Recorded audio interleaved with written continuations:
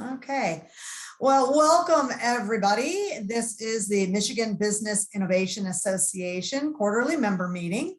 And we host these once a quarter to bring together our members and other people interested in the entrepreneurial ecosystem to talk about various topics that are of interest. And so today our host is Ann Arbor Spark organization. And we are going to be learning a little bit more about them, as well as about one of the programs that they are helping coordinate called the Michigan STEM Forward Internship Program. And so without further ado, I'm going to turn it over to Bill Mayer from Ann Arbor Spark to take our program and run with it. Bill? All right, well, thank you everyone. I really appreciate you having me as part of the meeting. So as Sandra said, Bill Mayer is my name, and I lead the Entrepreneur Services team at Ann Arbor Spark. So we're a group of amazing people, at least my other people are amazing, not me. And to serve companies that are less than $5 million of revenue at this point in their growth curve and less than $5 million of private capital raised. So we have two incubators, one in downtown Ann Arbor and one in downtown Ypsilanti. And as I understand it, Nick will show you a video featuring our Ann Arbor incubator location. Yes.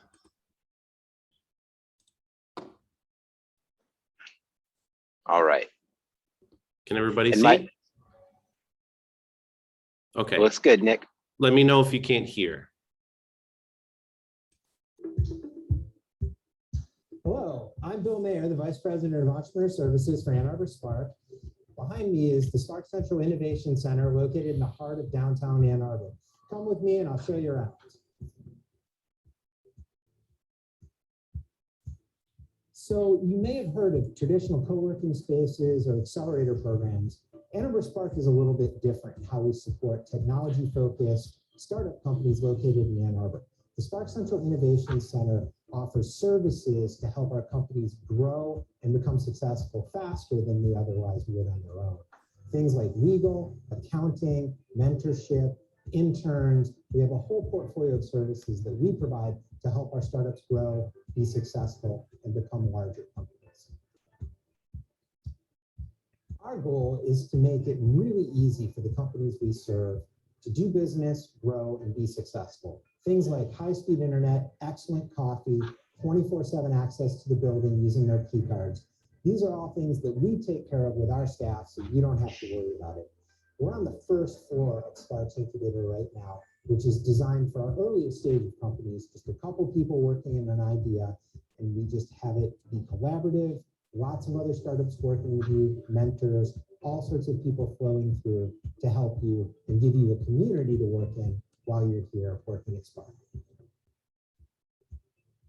Now we're on the fourth floor of the Spark Central Innovation Center. You saw our first floor. The companies that are down there, they grow, they become more successful, they add more people. When they need to expand, they can graduate up to the fourth floor here, which has more space and can accommodate companies in the range of 5 to 15 people per company. So up here, you have a community of people, similar stage, working in similar fields that can provide a sense of community and support for each other as they go through the challenges of trying to scale and grow their company. Spark's job is to act as a hub to know where all the resources are to help these companies that we support, whether it's gaining access to a cloud-based web hosting platform, something like Facebook or Google, we can help. We have programs sponsored through Spark. Or you may need access, or you're looking for students inside of the university. The programs, where to go, we know all that. Talk to us, be part of our community, and you'll be in the know. Ann Arbor is an excellent place to launch and grow a technology-focused startup company. And part of the reason it's such a great place is our community of people that have experience doing these types of things. Whether it's the university or our private sector, we have mentors, coaches, advisors, investors who all know the early stage technology space, and they're willing to help. Spark works very hard to maintain that network of skilled advisors and coaches, and we help pair them to the companies that need the help at the right time with the right skill set. It's part of what we do. Ann Arbor is the most prolific startup ecosystem in Michigan, and I would argue in the entire Midwest. How can I back that up? In the last year, we've seen over 50 brand new companies created in downtown Ann Arbor. We've served over 200 unique companies with our services and our support. It's amazing. Over the last 5 years, our companies have employed over 1,200 people right here in downtown Ann Arbor. So we've got a great ecosystem. We have amazing companies. It's all here. What can you do to get involved? Visit our website at AnnArborUSA.org. Come to our events, get to know what we do. Everyone is welcome. Thanks for spending some time with me today.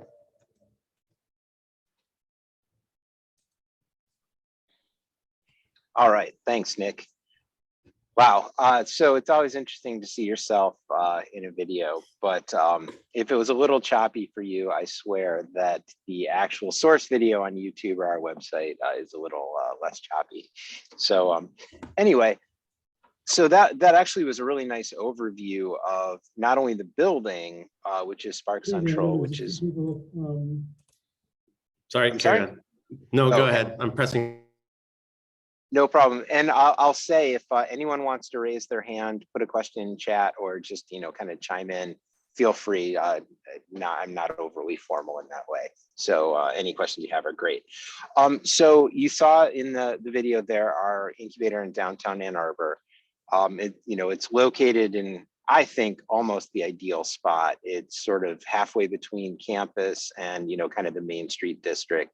So we're kind of equidistant between the two kind of fundamental elements of where people tend to go. And then, of course, we have our incubator in Ypsilanti, which if you've never been, I would argue probably even a little nicer than our Spark Central in Ann Arbor incubator. It's an old brick building that's had a really nice rehab done to it. And so between those two incubators, how we set it up is if anyone joins us in either of the locations, they basically have privileges at the other building. So if you live in Ypsilanti, feel free to become a tenant at Spark East. And then whenever you've got a meeting in Ann Arbor, book a conference room here and use it. So, the physical building is really nice. When I joined Spark a little over 10 years ago, geez, wow. And so we only had the first floor of the building. And so it was, it was sort of, we had a few tenants, but it wasn't full.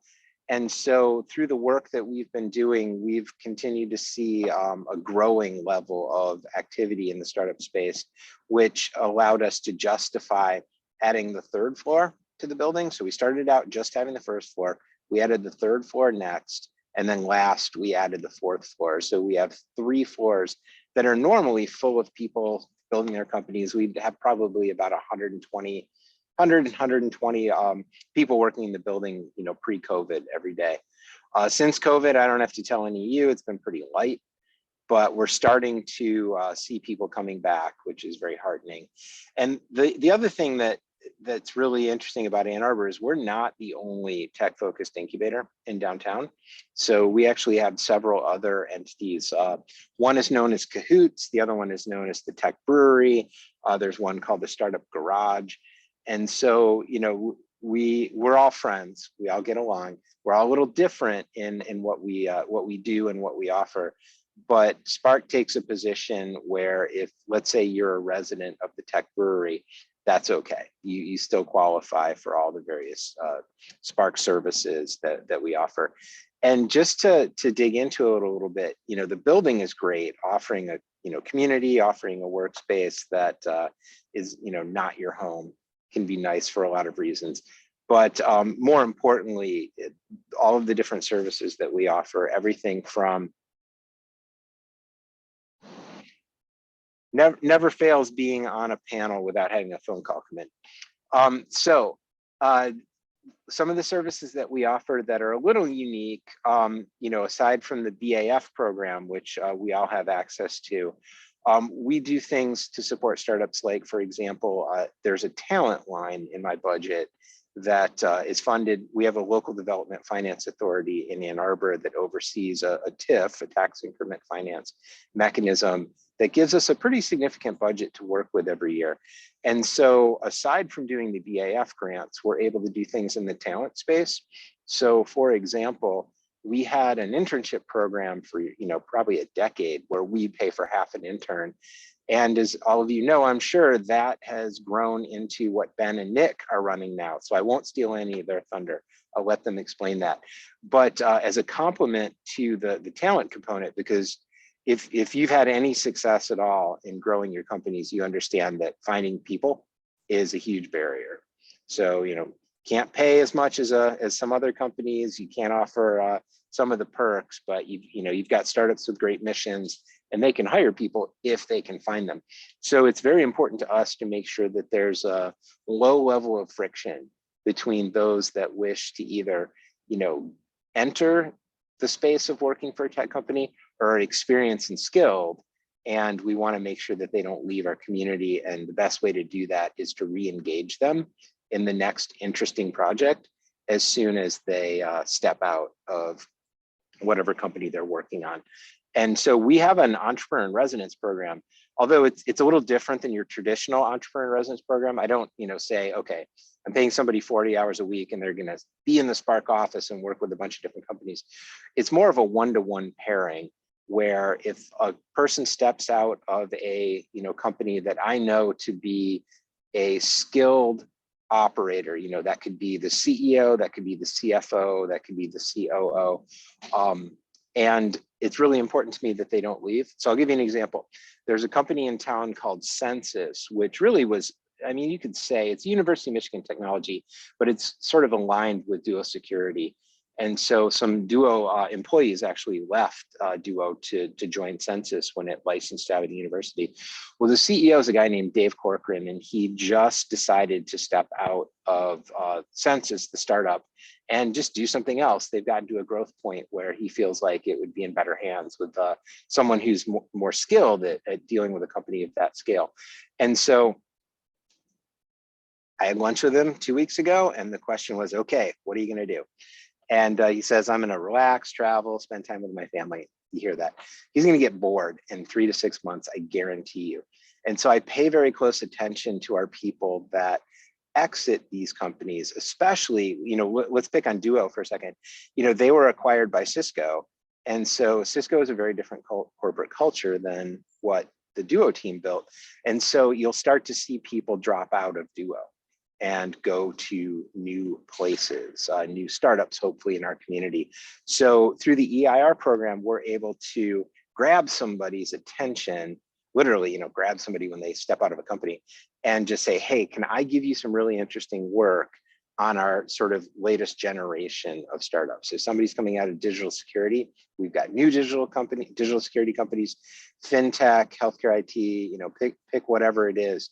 But, there's sort of this hands-on matchmaking that goes around, which is, you could say you could automate it, but it's a very important element to me because I know that if we lose this C-suite talent or this serial entrepreneur talent out of our ecosystems, I'm going to be very grumpy about it because I'm sure all of you know the easiest client you can have is a serial entrepreneur that knows what they're doing.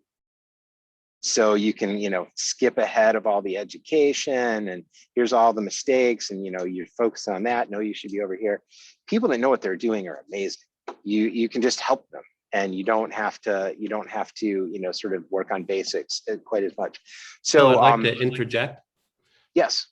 We have a couple of questions on the chat. So first one, I want to, since we're still talking about the entrepreneur in residence, how many do we support at any given time? So theoretically, it's unbounded in terms of how many I can, or it's unlimited in terms of how many I can support. But on average, and help me out here, Nick, you know this, I'd say on average, what do we do? Somewhere between like 10 to 15 of those engagements a year? I was going to say around 20 a year within 20? all of our Okay. companies in our ecosystem that come through our Sparks offices who are eligible for our support and services. Yeah, that sounds right. Okay. And so then I want a little low. Yep. And then we also had another question of how many square feet of space do we have available? And I actually have that information up that I'd like to share with you guys. Let me know great. if you can see my screen. Excellent. So the Spark Innovation Center, which is downtown Ann Arbor off of Liberty Street, we have lower level around 5,500 square feet with the fourth floor around 6,600 square feet. I don't have the third floor as that is half Spark headquarters, as well as 3 suites ranging in different square footage from, we'll just say large to medium to small, where the large can probably fit, I would say probably around 20 people to our lowest around 8 people comfortably.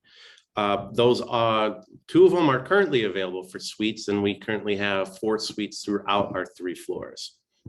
Some things on each floor is shared equipment, such as a copier that is open to anyone with access to our Wi-Fi to use our copier, scanner, printer, as well as the internet for access for free.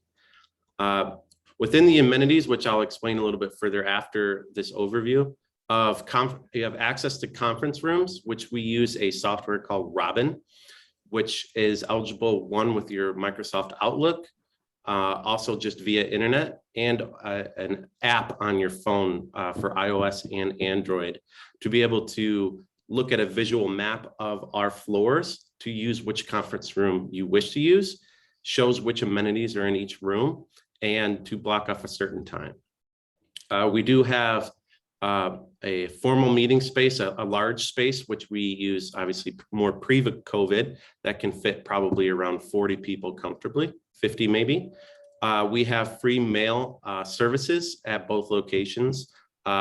If your headquartered address is at our incubator location, we have a mailbox for you. Please come in anytime and use those services.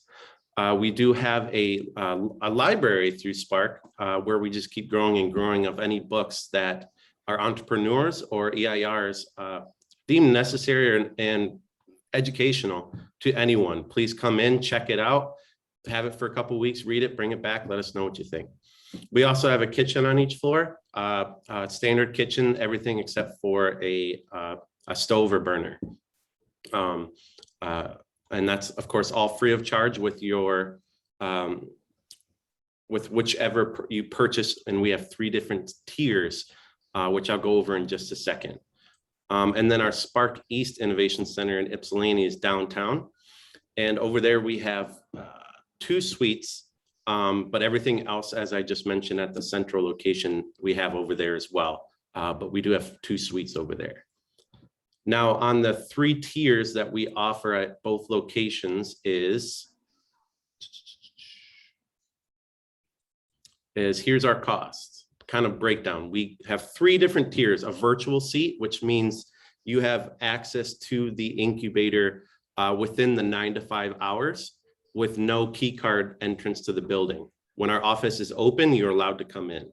Now, keep in mind, currently, this is all pre-COVID, as we have different protocols, which I can let Bill go over after I explain this.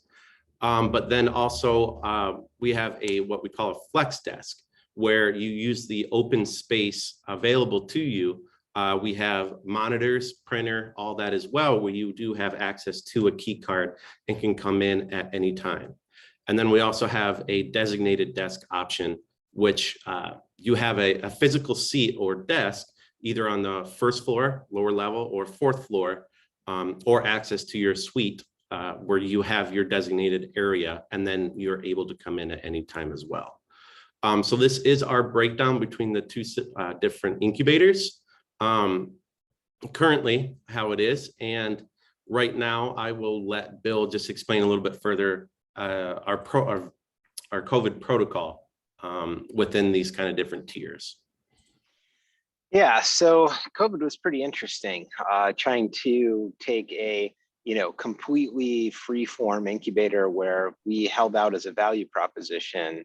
You have a key card, you can come and go as you please, 24/7, to having to exert some control over the physical space. So that's still a little painful sometimes. My team told me even last week, we had people sneaking in the side door and doing things, not following our process and trying to be the mask police and all that.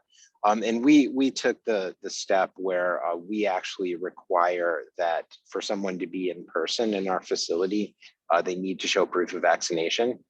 So that, it makes it more work for us to do, but that was something that our board and really everyone involved was, fully committed to, especially given the School of Public Health here in Ann Arbor being one of the, leading data sources that's feeding information to Washtenaw County. So, we've stuck by that, and we still think it was the right decision for us. But it has been challenging, and then more importantly, and I'd be curious if anyone has any anecdotes. We've seen a slow return. I certainly, in talking to our companies, have learned that many of them are just keying off the larger companies. So when they see, Google isn't coming back until Q1 2022, they just say, okay, we're going to follow that plan. It's easier to, borrow one than to create one. So, we're still not anywhere near pre-pandemic levels, but we're starting to see more activity. And, hopefully with boosters and all that, we can eventually get back to the point where, people can come and go as they please. But for now, the protocol is that we have people come in, show their proof of vaccination card. We don't retain the proof. We just check off that we saw it. There's a liability waiver that, wear a mask if you get sick here. You won't sue us. We do a daily health screening questionnaire. And then one thing that I had to deal with, which I'll share with all of you, in order, in your incubator, when you're letting people in, it's what's known as public accommodation. And the question came up around, what if someone has a religious or a health exemption from getting the vaccine? First of all, the attorneys that we work with gave us 2 handy forms that said, that's great. If you have a religious or a medical exemption, just fill this out, please. Tell us who the doctor is that gave that to you. Give us their phone number, email, and we're just going to verify that. And it hasn't really come up, but the law firm tells us that'll intercept about 90% of the false claims if you just have them, fill something out and sign it. So we have that in place. But then we did have one legitimate person who had a religious exemption, which is fine if that is, he had all his information because he's a U of M student. So then we need to accommodate that person when they came in. And so that was fine. But the question was, do we have a duty to disclose to everyone else in the incubator that we have a non-vaccinated person in the building, or do we not? How does that work? And so our attorneys had us add a little addendum to our liability waiver. And it's just a simple paragraph that says, if in fact someone does have a legitimate exemption, we will do everything in our power to accommodate them safely without putting the other people present in the incubator at risk. So that's all we have to say. And that sort of eliminates the requirement that if we did have an exemption, what do we do to tell all the other clients in the building? And by the way, I'll struggle with this. I don't know about everyone on the call, but our attorney does not want us to use the term tenant ever. Okay, so you guys all know this. We're supposed to call them clients. All right, you got it. Thank you, Bill. And I just want to make sure, Cliff, that I answered your question on the breakdown of the seating prices. You did. Okay, excellent. Thank you. And then I also, Bill, I just want you to please express a little bit further on how it is that the incubators came to be and how it's funded. Yeah, well, the funny thing is, for anyone that's known Ann Arbor for a long time, Spark did not sign the original lease on the building that we're in. There are groups that predate Spark. Some people might remember the IP zone. Some people might remember the Ann Arbor Software Development Council, A2 Geeks, all these different organizations that were, it's funny. I was in a software startup back when the Ann Arbor Software Development Council was kind of the big thing. And all we'd really do is cry on each other's shoulders and go, wow, this is really hard. Yeah, this is really hard. This sucks. Okay, well, go back to work. So there were no resources. There was nobody that could really roll up their sleeves and help us, and it was hard. And so I never take for granted the fact that whether it's BAF or any other program, that things are just so much more organized now. It's really heartening. And so, I'm sensitive to time. So let me wrap up, and let me just say that the things that are occupying my mind right now, and I'm sure this is common amongst all of you. Number one, as I mentioned, we have multiple incubators in downtown Ann Arbor, and we have a lot of tech companies that are based in downtown Ann Arbor. And if you're not familiar with A2 Tech 360, if you actually Google it, you can see a map that we created that has virtual office tours of a lot of our downtown companies, including Spark Central. So feel free to borrow anything we do. It's always a nice way to show who's who downtown. But I'm as some of the office spaces that are currently, or at least formerly, occupied by tech companies, some of them are vacant now. Barracuda Networks in downtown Ann Arbor, we don't think they're coming back. And that's going to leave a pretty big empty building. So that impacts the restaurants downtown, that impacts everyone. So I'm really looking hard at, number one, how many incubators are still standing once this is all over, because I'm really worried that we're not going to have enough space to accommodate the startups that we have when 2-3 years from now, we're back to normal. And then the other thing is that I'm trying to really be open-minded about if there are companies, and I mentioned Barracuda just a moment ago, so let's stick with them. There are people who are saying, well, I might try and do all hands in the office, or at least a good chunk in the office, a couple times a month. And so would you really lease a building that's going to sit empty for 27, 28 days a month, and have it be really meaningful those last few? So I'm looking for ways to take the Spark space and our event space and our other large conference rooms and things like that, and make it available to a much broader slice of the downtown business community, because I'm already getting that feedback from them. So we've implemented a software tool called Robin that is pretty powerful, that can handle external bookings of rooms and if you want to do you get so many hours per month of conference room time and things like that. So I think we're probably going to end up adopting more of a menu-based approach. So we'll have our dedicated people that have key cards and can do whatever they want.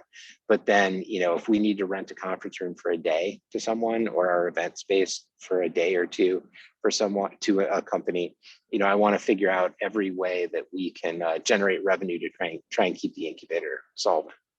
And the funding, it comes from our local development finance authority. So we do have a backstop. So the good news is, if we're a couple $1,000s short of meeting our costs of the incubator in a given month, I do have a funder that covers it, but I really would rather use those dollars for more productive uses than a rent shortfall. So I'm really motivated to try and figure out how do we sort of break even and above going forward, which is keeping me awake at night.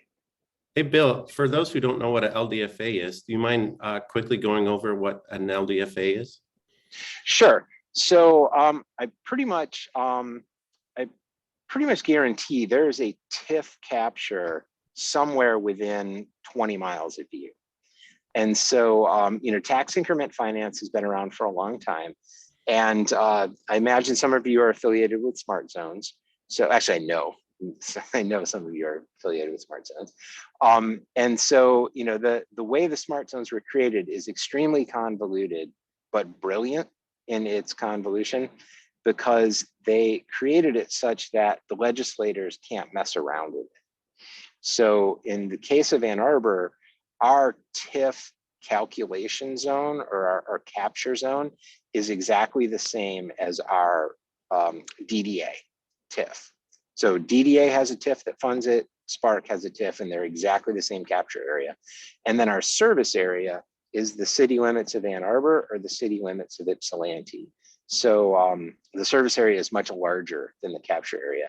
And the reason we are able to do the DDA zone as our capture area is Ann Arbor, our downtown, is considered an outdoor tech park. So by doing that, we were able to get away with it. And so I think our TIF started in 2000. It was either 99 or 2000. And people that are smarter than I am really created this founding documents at Spark to say, we're not going to buy a building, we're going to rent a building. And we're really going to focus on services deployed to startups as opposed to infrastructure, and other things like that. And so, it took a good 20 years, but we have actually, made some headway on doing that. So it's why we have these programs that I sort of went through, and we certainly have more than what I talked about. But the TIF mechanism that's generating about $4.5 million of revenue every year for us right now, technically that money belongs to the city, although it's incredibly restricted in terms of what you can do with it.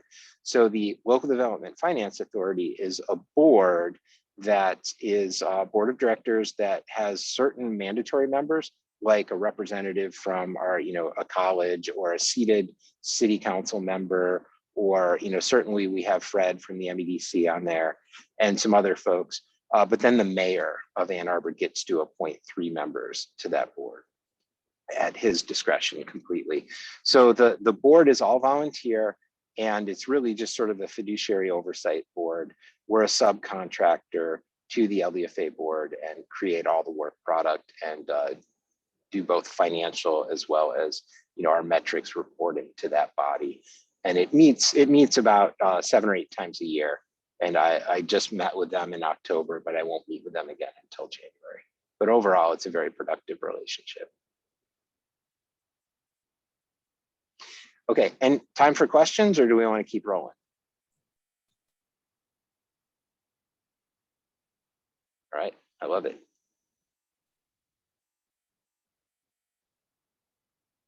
Yeah, so somebody just chimed in that we did a lot of research and we looked at many software platforms and we ended up going with Problem. So take that as a lead if it's helpful. Along with Robin, it does outline all of our floors, so you can not only see where the conference rooms are, but see how big they are and what amenities they have, whether it's just a sofa or a desk, to a whiteboard, to a television that you can hook up with, in a phone line as well. So it does show exactly which rooms have which amenities on that software as well.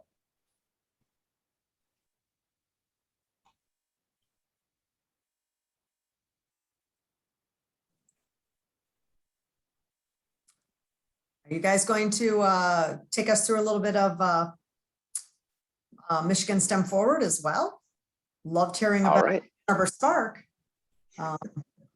We love to hear about everything you guys are doing, because you guys are kind of blazers. I'm officially handing the baton over to my team, so go for it, guys. Awesome. I'll take the baton, I suppose. Nick, I think he's already way ahead of me here, throwing the slides up.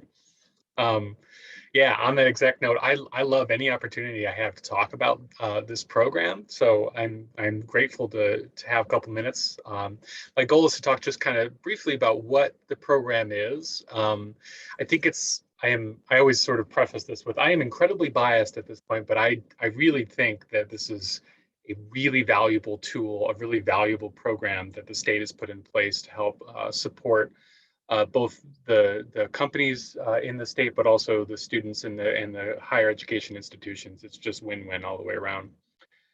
So quickly, my name is Ben Ernst, and I'm the program director for the MI STEM Forward, or Michigan STEM Forward program.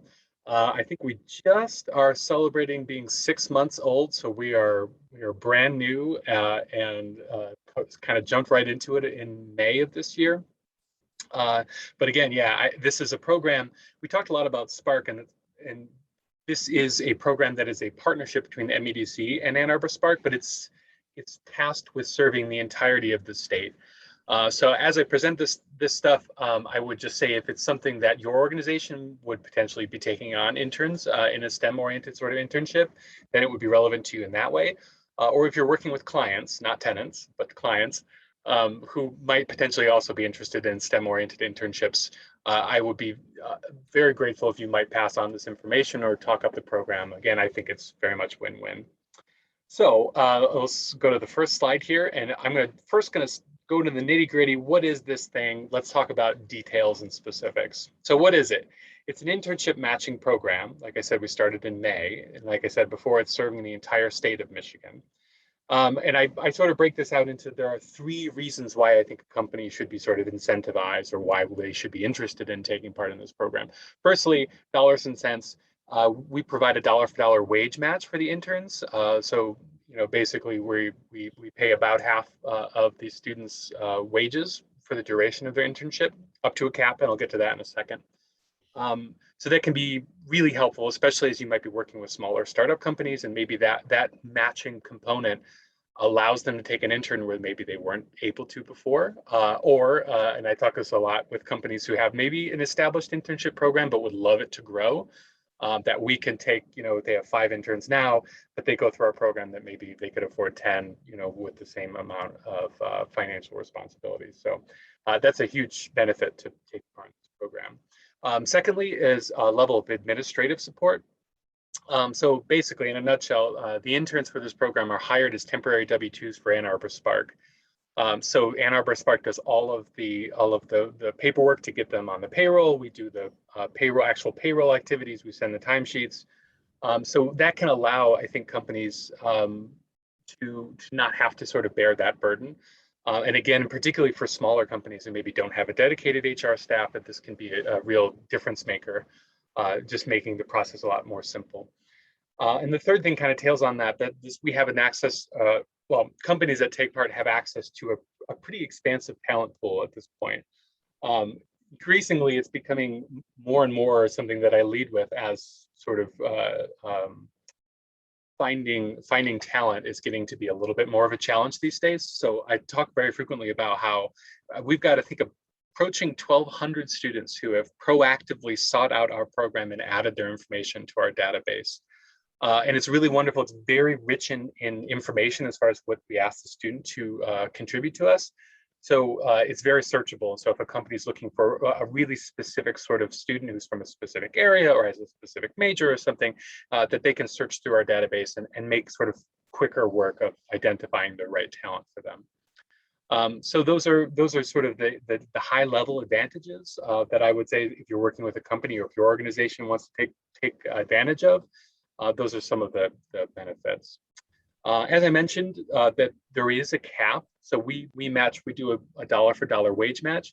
And that's up to $6,000 total, or $3,000 from the organization, $3,000 from the program for a full-time intern, and then part-time is half that again. So $1,500 from one side, $1,500 from another, or $3,000 total wages for the intern. We get questions often about, internships tend to sort of, you traditionally think of them during the summer, and we did a significant number of internships during the summer, but we have the flexibility sort of to be adaptive. And it's interesting because I think the idea of what an internship is sort of starting to become a little bit more fluid in the last couple of years for obvious reasons.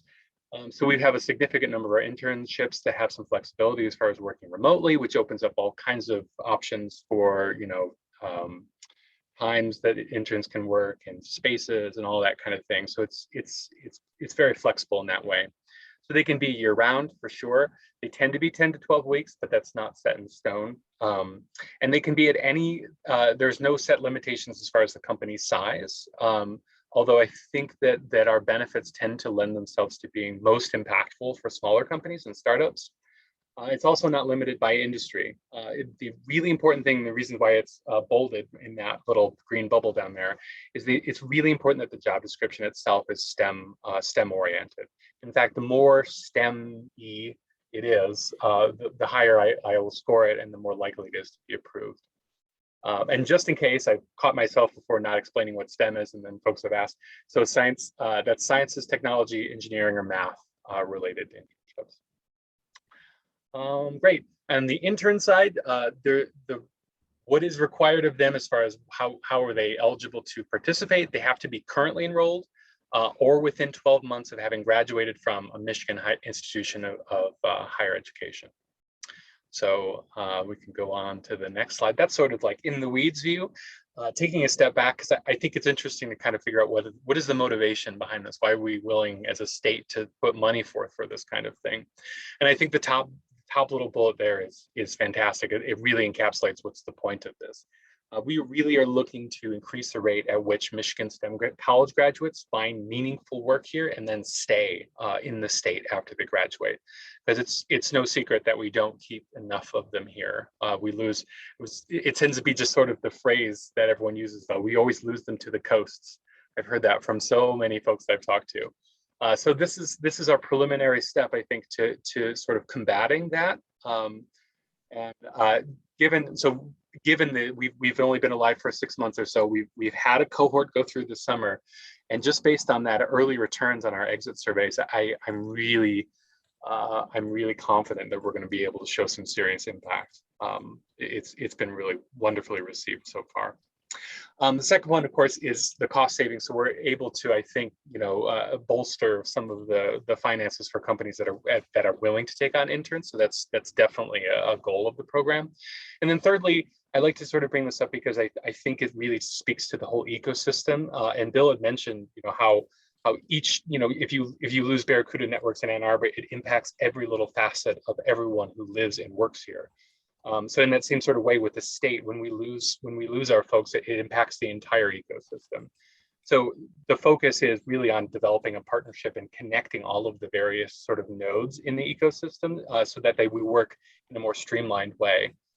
So facilitating the connections between not only the smart zones and economic development organizations and companies, but also tying in that education piece so that we have a much more streamlined pipeline of these students who companies are looking for and they want to hire, getting them engaged, getting them rooted in local companies so that they stay. So that's the sort of broad, what is this program? Why does it exist? And I'm going to cede the floor here to Nick. He might talk a little bit about some details, but I would sort of end on the note that we have, like I mentioned, about 1,200 students in our database so far. And that grows every day. And right now we do not have enough companies with enough job postings to place them. So I would be, my call to action today would be if you or if you're working with clients who might benefit from this, that please don't hesitate to talk it up. Direct them to our website or direct them to contact myself or Nick or Bill or anyone at Ann Arbor Spark. We'd be happy to talk to them about it. So thank you. I'm going to cede the floor to Nick. You might talk just a little bit about details of kind of numbers where we're at so far. Sure. Can everyone hear me? Excellent. I just wanted to answer Bonnie's question of out of the 1,200 students, do we have geographic stats of where they are from?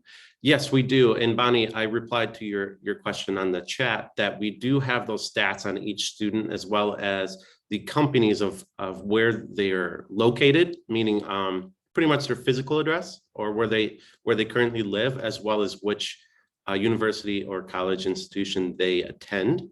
Currently, that is mostly portrayed to our current companies that are involved in the program, as well as our economic development organizations throughout Michigan that are involved in the program.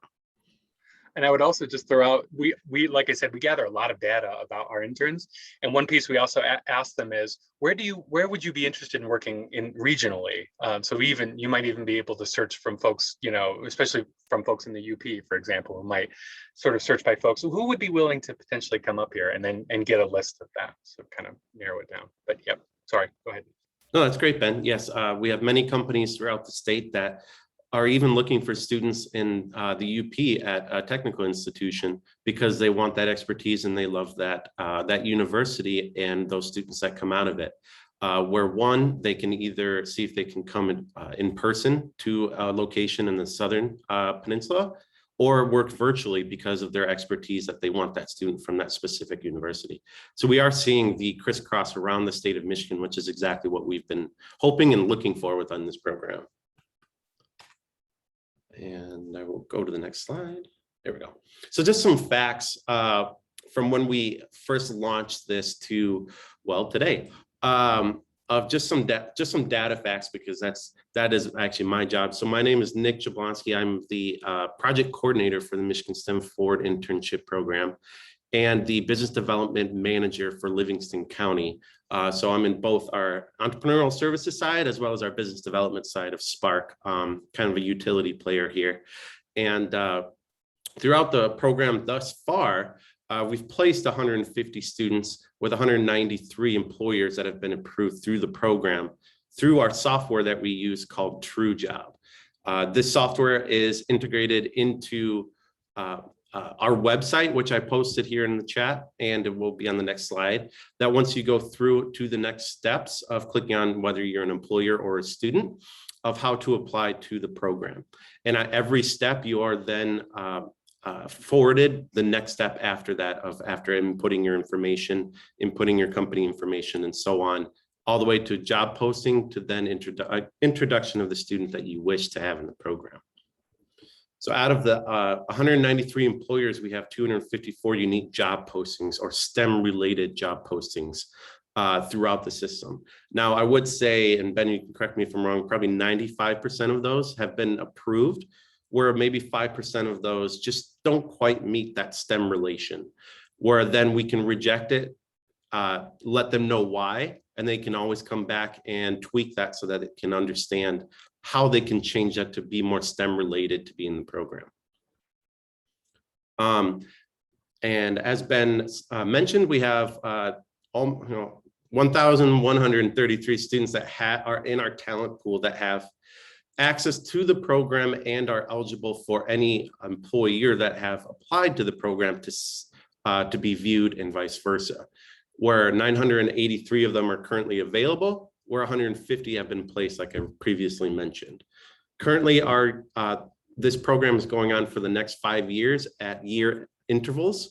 And until next April, currently all available interns can be placed, but any current placed intern cannot be replaced in the program at this time. That is one thing we will be in discussion with MEDC about, is to have that student be able to be placed more than once, or have multiple internships either with the same company or multiple companies throughout Michigan, as we've seen that as an area of concern. As a breakdown from the end of last month, about 82% have been full-time to 18% part-time for these students, the breakdown of that 150 placed. Currently, we have, or what we've currently heard about coming down the pipeline, is 3 interns that have gone through the program that have been hired directly from that company.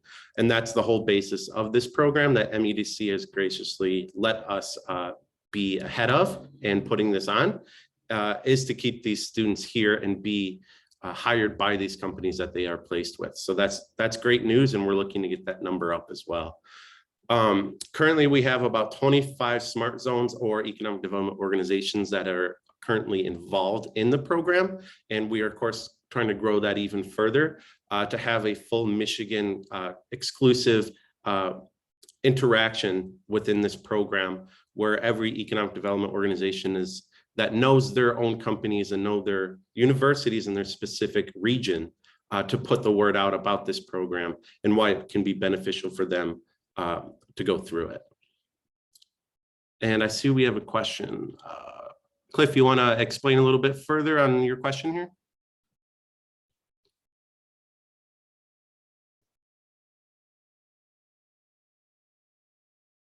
Oh, that was a direct message. I'm sorry. I apologize. Sorry about that. I don't see a question. No, and then I'm founding a startup that we want to move into Ann Arbor. Okay. And that's what I'm doing before the end of the year, because I will need programming intern type staff, Android, iOS type stuff. Wonderful. Starting in January. And I just wondered that I'd like to have some time to sit down and talk about it. I'm not a big virtual fan, but you know, COVID has changed a lot of us in a lot of ways. But in the tech side, everybody's virtual. So it makes it much easier, in that I've already got the program manager, and we've already got the designs. We need the hands and feet to do it, and then the test, the quality control, and the you know, basically alpha testers.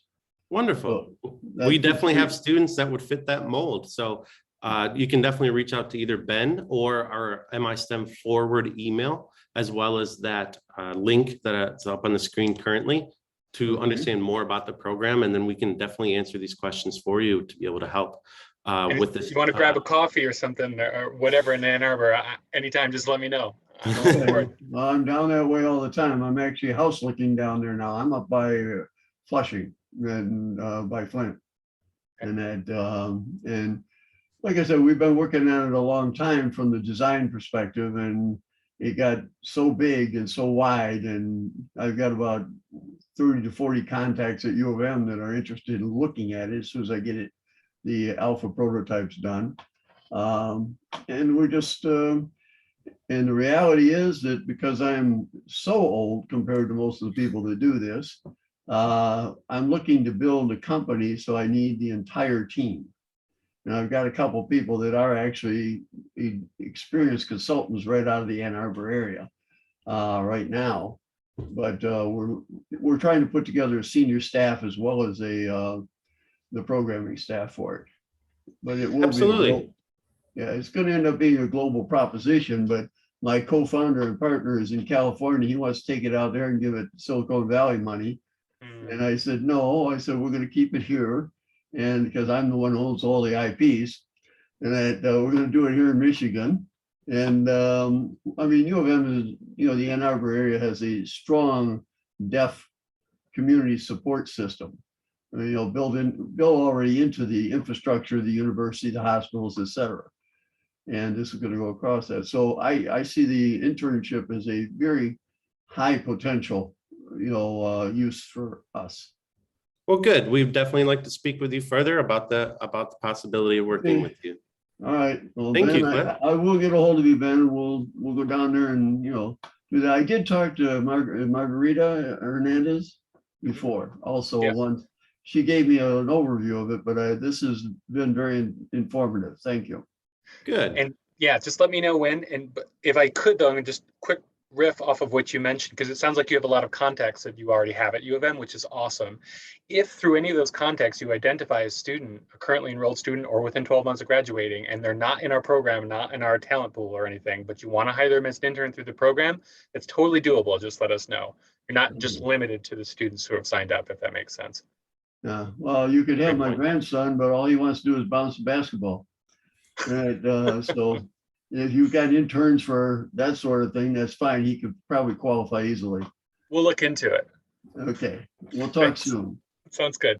Thank you, Cliff. And just as a follow-up last comment here, the website on your screen currently is, we'll explain further of what Ben and I have gone through quickly with you today, as well as to for a company side to apply to the program, as well as a student intern to apply to the program as well. So this website is both, and we can definitely reach out to us with any further questions. And I think right now, Sandra, if you'd like, any questions or comments, or open the floor up to you. Great, thank you. Are there any more questions or comments from the audience? I think you guys have done a really great job of keeping an eye on the chat. You answered pretty much all those questions that were in there. Anyone else? If not, I actually am going to hand off to Carmen. Carmen Wasquig is with us, and she is our chairman of our membership and marketing committee, and I'm going to let her bring it on home. Go ahead, Carmen. That sounds great. First of all, I want to offer a huge congratulations to Nick, Ben, and certainly Bill for your presentations today. It was very informative. I, for one, wanted to know more about, kind of your metrics for your program, as well as your offerings. I learned a lot about Spark, even though I'm like a stone's throw away. I learned some things that I didn't already know about Spark. So thank you. We really appreciate that. And, we really appreciate you speaking to our membership here today. Thanks so much. I just wanted to mention a few things about the MBIA for those of you who may or may not know about our association here. We're a membership association serving the whole state of Michigan. So we've got members in every corner of Michigan, all around the lakefront and up the middle of Michigan. And we are heavily involved in the Great Lakes Innovation Network as well.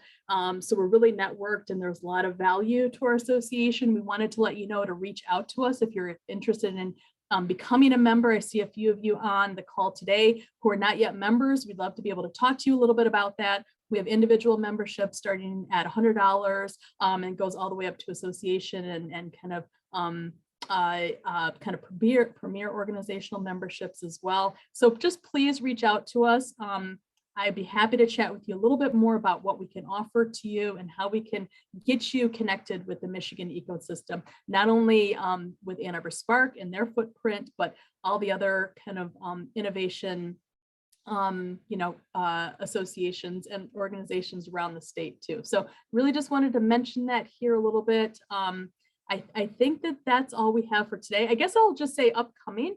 In the new year, we're planning additional virtual member meetings. So please follow us on social to get word about those. But we're also looking to plan possibly an in-person meeting in 2022. So please keep your ears open for that. We'll continue to post when we get those details in place. And with that, I guess I'd like to just sign off for the day and wish everybody a good afternoon. And thanks for attending.